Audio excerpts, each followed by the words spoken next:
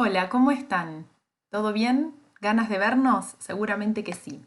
Como mañana tenemos la primer clase por Zoom, quería que hagamos un repasito, ¿sí? De lo que hemos visto hasta ahora. ¿Sí? Habíamos comenzado a repasar del año pasado todo lo que era estados de la materia, el estado sólido, el estado líquido y el estado gaseoso. También vimos en qué consistía el estado de plasma. Vimos las propiedades de los estados que tenían, si tenían propiedades de expansibilidad, de compresión, y también estuvimos viendo una propiedad nueva que era tensión superficial, que era una propiedad que tenían los líquidos, ¿se acuerdan? Que esa propiedad hace que los líquidos, si por ejemplo que un mosquito se pare arriba del agua. ¿Se acuerdan? ¿Por qué? Porque se generaba esa película imaginaria, que era en realidad por las fuerzas ¿sí? Que ejercen los líquidos, que se llamaba tensión superficial y que ustedes pudieron hacer algunos experimentos en el laboratorio. Bueno, para hoy lo que quería proponerles es hacer como una revisión del último tema, de modelo de partículas. ¿Sí? ¿Por qué? Porque así nos va a servir para mañana charlar un poquito de esto y comenzar con el nuevo tema que es cambios de estado.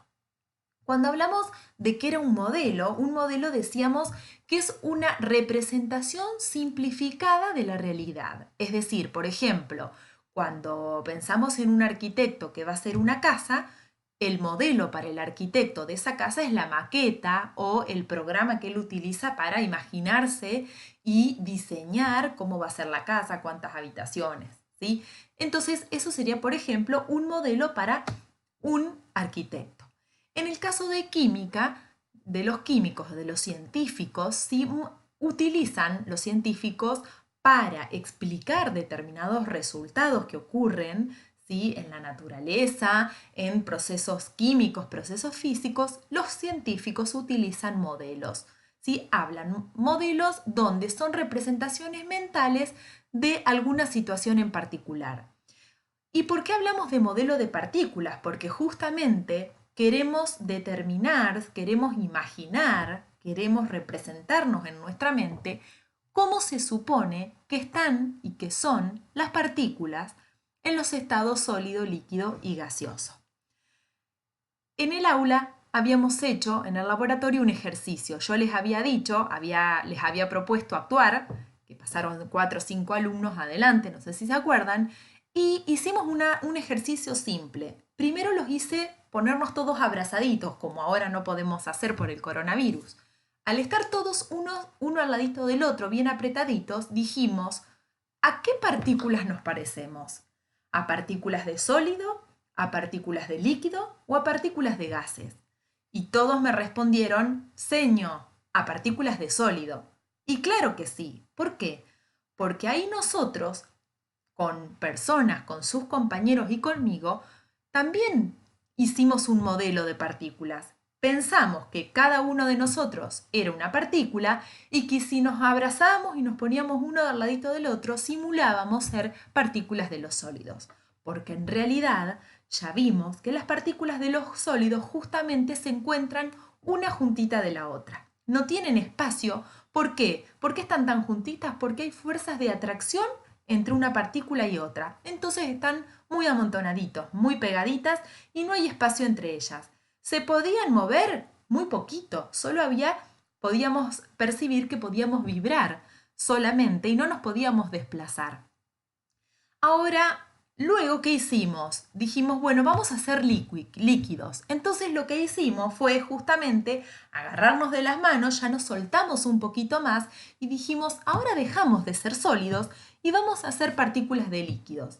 Las partículas de líquidos pudimos observar que estaban ya un poco más separadas unas que otras, tenían mayor movilidad, ¿sí? Y es así en realidad lo que ocurre. Y por último, simulamos ser partículas de gases. Entonces, ¿qué hicieron ustedes? Rápidamente se distribuyeron por las distintas zonas del laboratorio en ese momento. Entonces dijeron, bueno, las partículas de gases, si en estas partículas predominan fuerzas de repulsión, entonces los gases quieren ocupar todo el espacio que tienen disponible. En ese momento estábamos en el laboratorio, entonces uno se fue para una punta, otro se fue para la otra punta, porque justamente los gases ocupan todo el lugar disponible. Por eso, cuando nosotros actuamos como partículas de gases, nos pusimos en todo el laboratorio, nos fuimos dispersando por todo el laboratorio, porque justamente así se comportan los gases, como en este dibujito que pueden ver acá y que trabajamos en casa.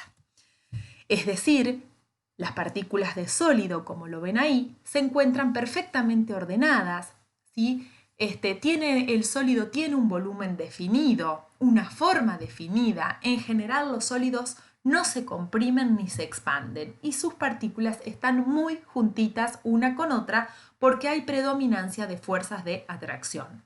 En las partículas de un líquido, en cambio, están un poco más separadas, como en la figura B del medio. Hay un equilibrio entre fuerzas de atracción y repulsión. Los líquidos tienen volumen propio, pero se adaptan a la forma del recipiente que lo contiene.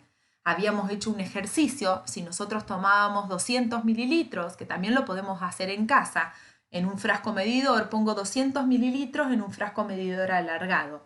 Y si después esos 200 mililitros los voy a volcar en una olla, esos 200 mililitros que antes tenían forma alargada, cuando yo los vuelque o los coloque encima de la olla, van a tomar la forma, ese líquido, ese agua, va a tener la forma de la olla. Por eso es que decimos que se adapta a la forma, depende del recipiente que lo contiene. Ahora, el volumen no cambia. Van a seguir siendo, si yo medí 200 mililitros de agua en un recipiente alargado y después pongo esos 200 mililitros en la olla, seguiré teniendo 200 mililitros, ¿sí? Y cuando tenemos partículas de gases, por ahí el gas, como uno no lo ve, es más difícil pensar cómo es. Pero ya pudimos evaluar que los gases se encuentran en todo el espacio que tienen disponible, ¿sí? Y que por eso, como hay tantas fuerzas de repulsión entre una partícula de gas y otras, ellas tratan de disparar y de irse a todos lados. Por eso decimos que no tienen forma propia, se adaptan al recipiente que lo contienen, que son fácilmente compresibles y expandibles. Fíjense que si yo en ese dibujito sé que tenemos el gas y yo aplico una presión, puedo hacer que las partículas se unan un poco. ¿Por qué? Porque tienen mucho espacio disponible y yo puedo presionar y comprimir ese gas. Lo mismo con la función inversa, que sería tender a expandir el gas, ¿sí? ¿Para qué hicimos esto? Para enseñarles y para aprender acerca de lo que es el modelo cinético molecular. Cuando hablamos de modelo cinético molecular, este modelo, elaborado por científicos, dijeron que toda la materia estaba formada por partículas. ¿Sí? Toda la materia que nos rodea está formada por partículas, no importa el estado de agregación en que esa esté, sino que tiene partículas. Que las partículas son infinitamente pequeñitas, son extraordinariamente muy pequeñas, que entre las partículas hay fuerzas de atracción y repulsión, ya lo vimos, y que la energía cinética de las partículas depende de la temperatura. Y esto es lo interesante. ¿Qué ocurre si yo caliento, ¿sí?, una sustancia? Por ejemplo, puede ser agua. Si yo pongo a calentar el agua, al cabo de un tiempo, si yo la dejo 1 hora calentando en una olla, voy a ver que aparecen burbujas en la olla. Se empieza a mover ese líquido, a su vez empieza a cambiar de estado, vamos a empezar a comenzar a ver vapor. Es decir, cuando yo aumento la temperatura, la energía cinética, que es la energía relacionada con el movimiento de las partículas, también aumenta, con lo cual aumenta el movimiento de las partículas. Y todos estos postulados son los que determinan lo que se llama modelo cinético molecular. ¿Para qué nos va a servir esto? Para la próxima unidad que sigue, que es cambios de estado de agregación de la materia. Muchas gracias por escucharnos, nos vemos en la clase de Zoom y bueno, con muchas ganas para verlos.